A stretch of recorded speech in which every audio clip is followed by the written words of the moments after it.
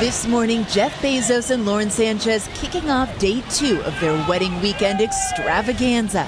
All smiles boarding a water taxi last night. It's an impossible city. It can't exist, and yet here it is. And the A-listers are here too. Bill Gates, the Kardashians, pals Oprah Winfrey and Gayle King, Usher, Tom Brady, Orlando Bloom, and Ivanka Trump and Jared Kushner. And just like the bride and groom, everyone travels by boat. And here, of course, we've got one of the highlights of the city, which is Rialto Bridge. Tour guide Igor Skamparin discreetly showed us last night's venue. The beautiful 14th century Madonna dell'Orto in a quiet neighborhood, interrupted mid-party by dramatic thunderstorms. And Friday's event will be a little bit farther away from the crowds. Directly across from St. Mark's, you have San Giorgio Maggiore, a beautiful church on an island, and behind it, an amphitheater. Behind the church, we got an amazing garden with like an amphitheater. We use it for different kinds of events. Like ceremonies for Absolutely. 150, 200 people, for example. Intimate little ceremony between friends. Back to the main island, the third and final party location is also a stunner.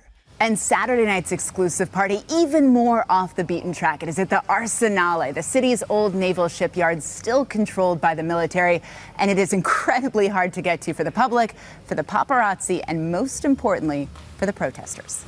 The group, No Space for Bezos, has been small but noisy in recent weeks. This city is for everybody, for Bezos, for her wife, and for you, for me. And local painter Luigi says it's cause for celebration. Absolutely forever positive. It's a right beautiful occasion for every human, and not only business. It's life. And love. Love. Molly, loved that T-shirt that guy was wearing, by the way, just as an aside. So a lot of it's still under wraps, but do we know any surprises that might be in the works, Molly?